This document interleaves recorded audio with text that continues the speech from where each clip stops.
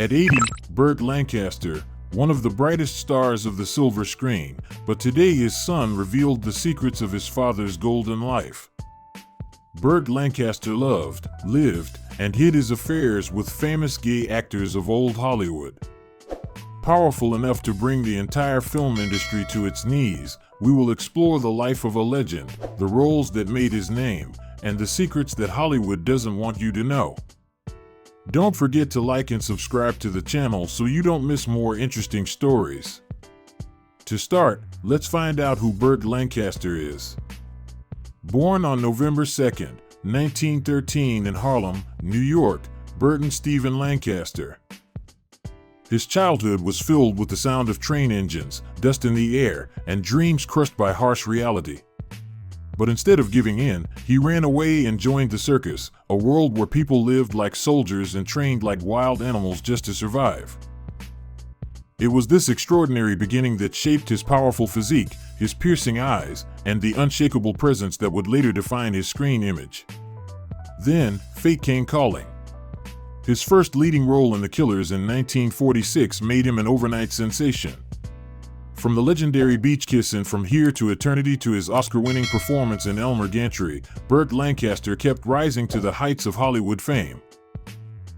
Standing over 6 feet tall, with a face as striking as a sculpture, BURT became the very definition of the ideal man on the American silver screen. But that was just a role. Behind all the glory, BURT carried a truth he never dared to admit. A secret that, if exposed at the time, could have destroyed his entire career. A secret Hollywood always knew, but no one ever spoke out loud. The first name in that secret story was Cary Grant.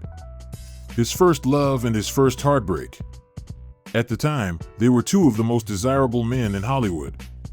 One was praised as the most beautiful face in America, the other seen as the embodiment of strength and moral resolve. But few knew that BURT Lancaster and Cary Grant once shared a secret affair, intense, passionate, and hidden in the shadows. And in the end, it ended with betrayal. A betrayal that shattered BURT. A wound, those close to him said, he carried for the rest of his life. According to a butler who served at Cary Grant's mansion in Santa Monica, BURT Lancaster stayed overnight there on several occasions between 1948 and 1951. They would swim together by moonlight in the private pool behind the house, sip bourbon under the stars, and even tattooed the same small symbol on their ankles, a secret bond that no one else knew existed. But Hollywood wasn't a place for such hidden love. In 1951, as rumors circulated that Cary Grant was dating the young actress Betsy Drake, who would later become his wife, BURT felt as if he had been stabbed in the back. A crew member from the set of Jim Thorpe, All-American, recalled that BURT smashed the telephone in his dressing room when he later learned that Grant had publicly declared his love for Betsy in the press. And it got worse. Cary refused to appear opposite BURT in a major film afterward, afraid that too much on-screen intimacy would spark suspicion. The pain wasn't just jealousy.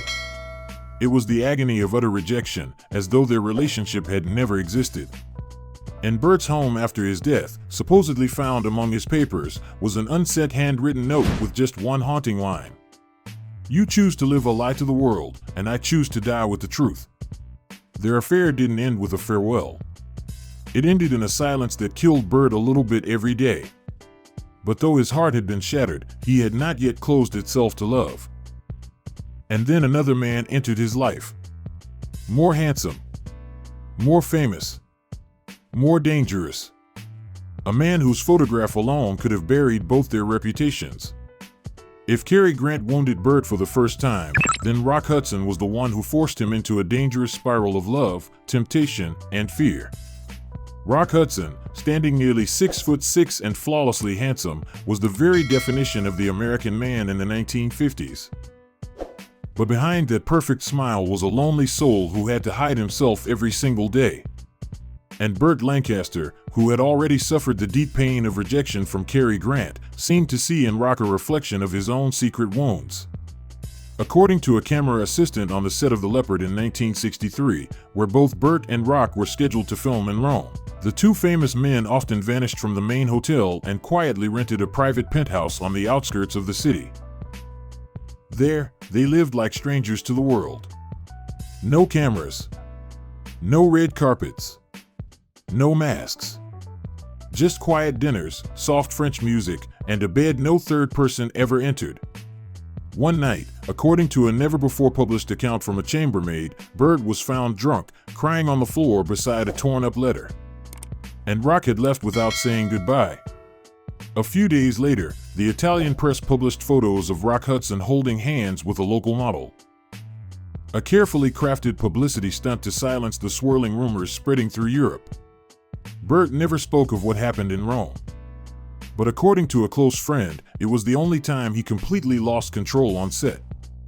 He punched a mirror in the dressing room without saying a word. When someone asked, he simply replied, "Don't love anyone who isn't brave enough to love you."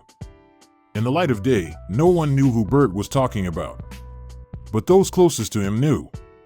It was Rock Hudson.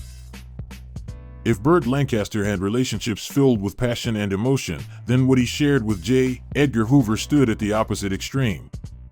Cold, calculated, and dangerously complex. J. Edgar Hoover, the legendary director of the FBI, was the most powerful man in America for nearly half a century. He could silence Hollywood, make presidents cautious, and held secret files that could destroy lives. No one would have expected Burt Lancaster, a rebellious actor and free-spirited artist, to form any kind of connection with Hoover, the iron symbol of discipline and control. But that was how it began.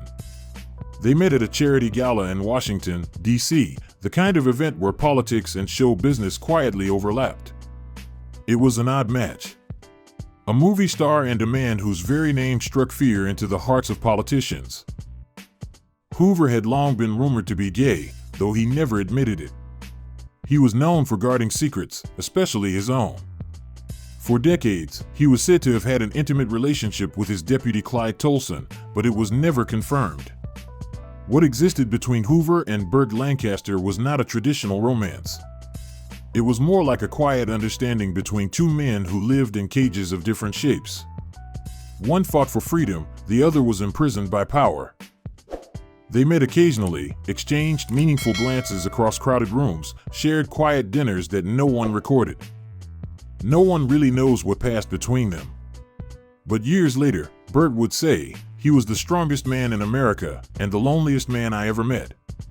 Their bond was more about unspoken truths and shared isolation than passion. And after that complicated, emotionless connection, Burt would once again fall in love. This time, it would be different. Short-lived, yes, but it left behind something gentler. A quiet echo that stayed with him for the rest of his life. The person was Ricky Nelson.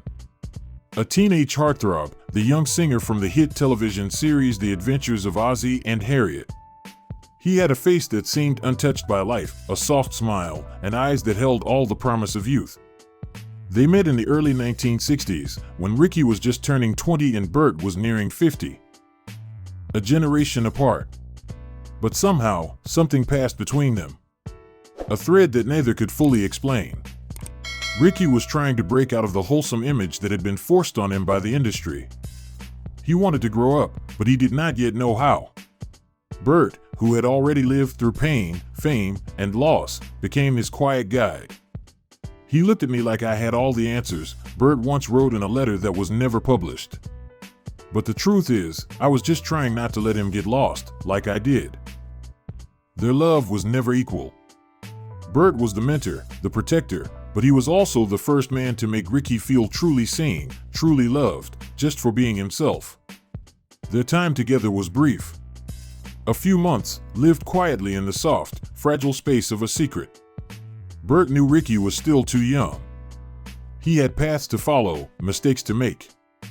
And Burt did not want to be the reason Ricky never got to find out who he was. So one day, he walked away. Not because the love was gone, but because the love was real enough to know when it was time to let go. They did not see much of each other after that. But every time Ricky appeared on television, singing about lost love and fragile hearts, Burt would sit alone in the dark and turn on the screen, quietly watching. After a string of quiet, passing connections, Burt Lancaster entered what would become the burning love of his life. This was the climax chapter.